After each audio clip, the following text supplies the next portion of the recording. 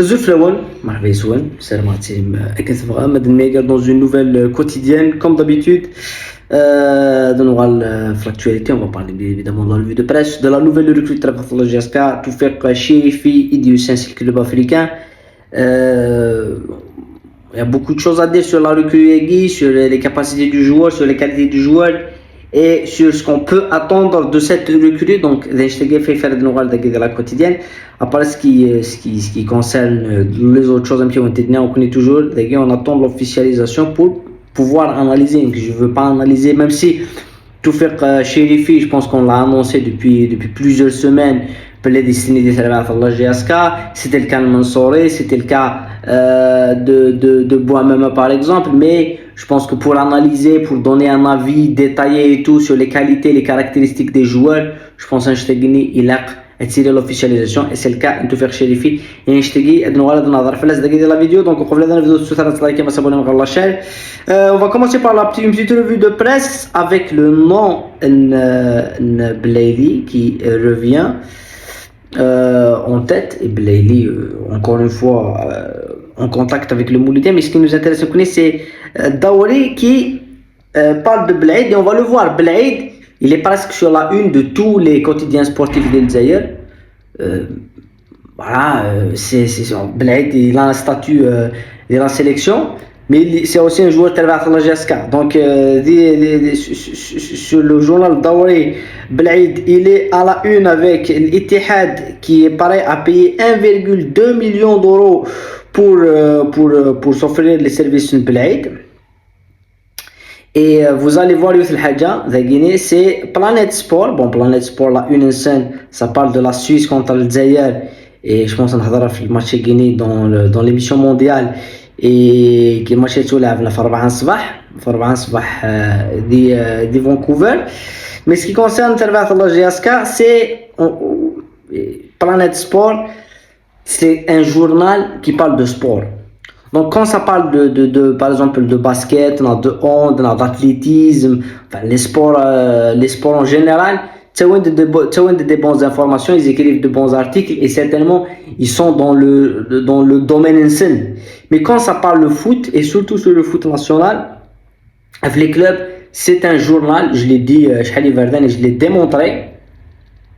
J'ai démontré directement. M Derby, c'est des journaux qui font du copier-coller des journaux néo. C'est-à-dire qu'il y a un article qui est fait des compétitions, ils font les mêmes choses. C'est même pas ils vont s'inspirer, ils vont l'article là. Et on va le voir et en réalité ils savent pas. Le copier, mais on parle pour dissuader les clubs à le contacter, la direction fixe le prix de la lettre de libération de Blaid à 3,5 millions d'euros. Alors que on parle juridiquement, mais dans les sports, le club ne peut rien fixer. Parce que pour fixer, il faut un nouveau contrat. Mais juste, parce que dans la une compétition qu'on a montré au Sénégal, c'était il y a 2 jours, je pense qu'il y a 2 jours, mais mercredi. Sa clause libératoire est de 3,5 milliards. La clause libératoire c'est de 3,5 milliards. Ce n'est pas 3,5 millions d'euros. La clause libératoire c'est 3,5 milliards. Vegui copie et le club a fixé sa lettre de libération à 3,5. Sur quelle base? Il y a un nouveau contrat qui a été signé. C'est pour ça que les Planet Sport, c'est un journal que quand ça parle de sport, voilà, par exemple, le tir à l'arc, par exemple, il y a les Jeux méditerranéens, il y a les JO, ils sont bons. Mais quand ça parle de foot, ils font des erreurs. Le club ne peut pas fixer quelque chose. Ils peuvent le fixer d'un point de vue moral. L'Atlético par exemple, elle fixe 300 millions باش تسرحي الجوال. Mais la clause libératoire, c'est une glande du contrat.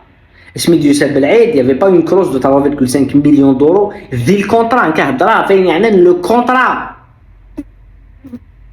parce que d'un côté il y a 3,5 millions mais d'un côté c'est l'Ittihad qui offre 1,2 million d'euros qui est quand même un chiffre déjà très intéressant 1,2 million d'euros par rapport à la clause mais il va je pense que Belhaïd c'est 2,5 peut-être 2 millions à 2,5 millions d'euros c'est vendu du côté de la GSK. Je pense qu'ils vont pas cracher sur l'argent, ils vont le vendre à l'autre de l'offre. Ça reste que mon avis. Donc des journaux qui copient les uns sur les autres et tout, et ça relie la même information que l'Ittihad Jeddah qui est le club qui est intéressé par le cas Nzindine Belhaïd. Bien évidemment, compétition, la une, c'est sur, encore une fois sur Petkovic et sur l'équipe nationale qui va jouer à 4h contre la Suisse. Vlado, c'est ton match, fier d'être Suisse, mais je veux gagner. Mahrez, un autre défi. Est-ce que Mahrez va être titulaire? Bon, ça c'est tout un match dans le match. Petkovic contre sa sélection et tout. Mais concernant la GSK, c'est la venue de Karim Belhoussini qui va possiblement débarquer à Segui, qui va à Segui en fait, dans les prochains jours, il va être officialisé. Voilà, c'est que des choses de logistique qui retardent un petit peu l'annonce de la signature Belhoussini à la tête du club. On parle de Benret comme piste sérieuse du côté compétition, mais quand même bon, il nous invente rien du tout parce que Benret شحال يبردان السلسله يسمى يدور ذي تربعث الله جاسكا depuis des années. Bien évidemment, Toufiq Chérifi qui a signé du côté qui nous vient du côté du club africain pour signer des Tervath Allah GSK. C'est un ancien joueur Tervath Allah GSK, c'est un ancien jeune Tervath Allah GSK qui était parti en 2021 en Tunisie vers le club africain où il a joué que pour ce club. Et je vais dire une chose, parce que je parle souvent de joueurs, je peux citer à 20 اللي جوا الشامبيونات الجزائري دي فانن داس سكواس فانن نفسو سكواسيتو وراح لتونس ودفن نادي تونس وغالنت تاع الجزائر وغالنت باسكو ودفن نادي تونس. توفيق الشريفي سي الكونترير, سي ان جون جوار يروح لتونس très jeune, pas vraiment très jeune, donc à 16 ans, 17 ans, mais il a quand même 18, 19 ans à peu près, et qui a su s'imposer dans un club, et qui a su gagner un titre avec ce club. Donc il revient à la GSK, pas en tant que joueur qui a échoué, mais pour moi en tant que joueur qui a réussi. Il a été dévoilé dans sa carrière, dans tous les passages de liste, et c'est un joueur qui a souffert de pas mal de problèmes, surtout, je ne vais pas parler de problèmes extra-sportifs parce qu'il en parle lui-même. Lui-même, il a fait plusieurs interviews, elles sont disponibles sur les réseaux sociaux. C'est un joueur qui a été beaucoup lié à la GSK depuis beaucoup d'années, mais je ne vais pas parler du côté extra-sportif et tout ça, ça ne m'intéresse pas et tout. L'adaptation, elle était un petit peu compliquée au début, c'est vrai, mais ce qui m'intéresse, c'est sur le terrain. Il a eu beaucoup de problèmes physiques. C'est un joueur qui a eu beaucoup de problèmes physiques, avec certaines blessures qui l'ont handicapé. Parce que c'est un joueur, dès qu'il se lance, dès qu'il commence à prendre le rythme, il se blesse. Et ça gâche toute une saison dans un effectif. Enda, il n'a pas été bien accueilli. En termes sur le terrain, je ne parle pas dans le vestiaire, mais sur le terrain, il y avait une concurrence et des fois, il y a des joueurs qui ne veulent pas. Lui-même il le dit, mais pareil, sa réussite elle est encore plus belle que de réussir dans ce genre de situation. Donc c'est un joueur qui est très jeune, qui est pas très jeune mais qui est jeune, il a 24 ans, c'est un natif, il est né en 2001, c'est un défenseur central et on parle beaucoup de joueurs qui dépassent la trentaine de la GSK. Pour une fois, là, c'est un jeune défenseur avec 24 ans. Il est quand même assez jeune. Voilà. Et c'est un joueur qui, le poste principal, c'est défenseur central. C'est un joueur qui joue en défense, mais il peut aussi s'excentrer sur un côté pour jouer comme latéral. Mais je me dis que arrière droit, je pense pas. Oui, c'est secondaire. C'est secondaire jouer arrière droit, mais le poste c'est bien évidemment défenseur central. Après, Vegui, ça démontre tout ce qu'a subi Toufer Chérifi comme montée et descente durant ce passage en Tunisie. C'est un joueur immigré à Tunis, immigré à club africain, et il avait une valeur assez moyenne.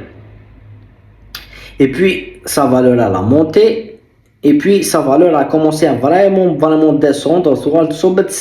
La valeur immigré parce qu'il y a eu des blessures, parce qu'il n'a pas joué des matchs, parce qu'il a eu beaucoup de soucis d'adaptation et tout.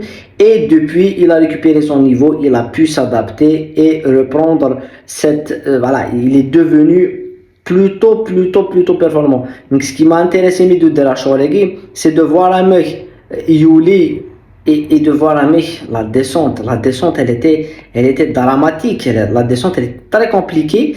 Et puis, cette montée, elle est vraiment très intéressante. La valeur actuelle, c'est 500 000, mais il était presque à 650 000 de Guinée en 2023. C'est en 2023. Donc, le départ est en 2021-2022. Et on voit, ça coïncide avec la montée. Et après, on a eu quand même cette baisse de valeur. Bien évidemment, le club africain qui est son club qui est devenu champion en 2025-2026, c'est le titre qui est surdominé par l'Espérance, parce que maintenant l'Espérance champion, l'Espérance ils sont, si on est champion, c'est l'Étoile de Sahel. Et l'Étoile de Sahel, le club africain, ça revient la dernière fois, bon championnat c'est en 95-96.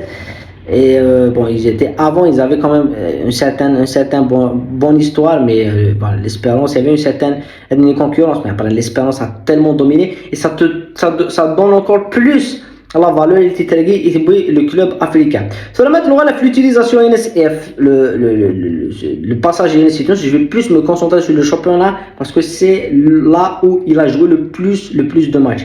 Et Nwali, sa première saison, il a fait 2 matchs. Et 11 minutes, c'est-à-dire que c'est un joueur qui est rentré dans les dernières minutes, il a fait 4 minutes, 5 minutes. La deuxième saison, il a 11 matchs, plus de matchs, plus de minutes.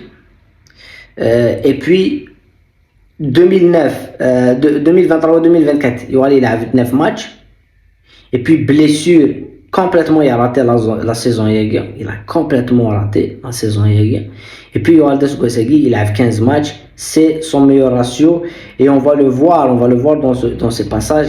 Il était blessé, ligament carroisé quand même. Ligament carroisé en 2024. C'est problème en 2024, ligament carroisé. Emmanuel, c'est en début août. Enfin, fin août. C'est justement début de saison 2024. Il se blesse en début de saison 2024-2025. Il rate complètement cette saison ou les chiffres complètement. Et Guessegui, je pense que cette fin de saison, il est revenu à son niveau. Il a joué tous les matchs presque. Si le match, il était suspendu. Et il a joué tous les matchs. Et il joue 90 minutes tous les matchs. Dans des matchs, il est décisif, comme le match contre l'Espérance. Sfax, ils font 1-1 quand même. Le SS, ils font 3-0. Ils ont surdominé. Aucune défaite sur les 15 matchs qu'il a. Aucune défaite du côté de Toufer Chérifi. Et ce retour, je pense que l'ennemi du joueur, c'est les blessures. C'est un joueur qui a raté beaucoup de matchs. Il a raté même des saisons complètes, c'est les blessures. Il a raté des saisons complètes, c'est les blessures. Je ne sais pas, erreur. Il n'a pas été suivi et tout. Là, il est bien. Et il est revenu. Je le vois même physiquement. Je sens qu'il est très bien physiquement. Je me dis que il faut un suivi. Parce que ce genre de blessure, ça peut arriver, même des blessures à côté et tout. Mais j'ai que du positif à dire sur le joueur. Parce que j'ai vu certains matchs, Ines, puisqu'on l'a contre Monastir, donc ça m'a permis de jouer le championnat tunisien. Et il est bon, il est très bon. Après c'est toujours le débat, c'est la GSK, c'est une équipe qui domine dans l'aspect jeu. C'est-à-dire que c'est une équipe de chem, elle va pas se mettre bloc bas si dans certains matchs, par exemple le CRB, mais sur la majorité des matchs, Allah جالس كي كسرنا بالون les équipes sont متدفين. Je vais citer 20 matchs et qui n'ont que voilà. Même le Mouloudia, tu sais le Mouloudia, je sais que c'est des émissions, تقيم هذا المولودية. تقيم هذا الصورات تقيم هذا قسنطينة تقيم هذا. Donc après les équipes là vont en contre-attaque, là vont en transition et c'est là où on encaisse des buts parce que les défenseurs là, c'est des défenseurs assez moyens tactiquement dans la lecture de l'ave. Donc ça, je peux dire une chose, c'est que même si il n'est pas exceptionnel dans la lecture de l'ave et qu'il peut quand même souffrir des cholégues, surtout en défense haute, en contre-attaque, en transition, mais il est jeune. C'est un joueur qui a 24 ans et c'est un joueur qui va vite, même s'il a matouette physiquement, tu ne te dis pas qu'il va vite. Voilà. Après, le comparatif, je pense que c'est le comparatif, hein. C'est le même profil que Etab Tslam. Voilà. Je pense que c'est le même profil que Etab Tslam. Au mieux. Parce que Bachet Doral de plusieurs blessures, avec les critiques, surtout il a subi beaucoup de critiques Tunis, où tu t'imposes. Et tu t'imposes titulaire. Et tu deviens le meilleur joueur de cette équipe et tu gagnes le titre. Il y a beaucoup de voilà, c'est beaucoup, c'est pas facile et il l'a fait, il a réussi et je me suis posé beaucoup de questions c'est le fait que le joueur il peut jouer la Ligue des Champions. Il préfère adresser la GSK alors qu'il joue aucun titre. Après pour le coup le salaire et tout ça joue. C'est ça il a pas on le sait tous. Mais je me dis que le Canada Medina, il peut jouer la Ligue des Champions et il se met à divine et il peut avoir un contrat encore mieux dans un autre club et voilà parce que le joueur il peut jouer encore dans un plus grand club. Je me dis, je le vois mais après le problème il est là, c'est Belek نتاعي ولا بلي ليكيب لي جوار باسكو لي زيكيب اللي تساوين التيتر لي زيكيب خدمن une bonne saison par exemple sur en Ligue des Champions tout la saison des saisons généralement si c'est pas une équipe qui est adaptée sur la ligue généralement les joueurs تروحوا ولا كل جاسك كان كلاسيكال دوزيام راح لك لي ميور جوارنا دونك نسني بالك تو ولا بلي ليفيكتيف ينساو راحن هذه كان انت qui pourra pas gagner, n'a été performant en Ligue des Champions, on l'a vu ce que c'est même avec la GSK. Donc ça venu, voilà. Et en plus de ça, la GSK, je pense qu'il va s'adapter. Tout là quitte à, tout là que j'aimerais bien voir le coup de Blade. Voilà, vraiment, j'aimerais bien voir cette charnière, parce que là pour le coup, Blade il joue avec personne, il joue avec quelqu'un qui est intelligent et qui est capable physiquement de répondre à l'intensité. Parce qu'il y a une c'est le manque de contact, le manque d'engagement, le manque d'agressivité. Voilà. Après pour juste le point négatif, pas négatif, je pense que c'est la pression. Parce que les clubs africains, il y a eu de la pression, ils ont souffert de la pression et tout. Mais dans la GSK, ça n'a rien à voir. La pression de la GSK, c'est autre chose, c'est un autre niveau de pression. Donc, voilà. Mais il connaît la maison, c'est pas Youn qui vient et qui connaît pas la GSK, que voilà, c'est quelqu'un qui connaît.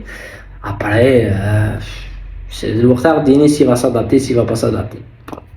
En tout cas, c'était l'analyse qui doit être faite. J'ai beaucoup appuyé sur le fait que c'est un joueur qui se blesse beaucoup et qui s'est blessé beaucoup. Mais aussi, il faut s'appuyer sur le point que malgré ça, il a quand même réussi à s'imposer et à revenir et à monter. Parce qu'un joueur qui perd la valeur, il doit décéder la valeur. C'est pas facile. C'est pas vraiment facile. Non. Voilà. كم تدير هنا؟ كم تدير هنا؟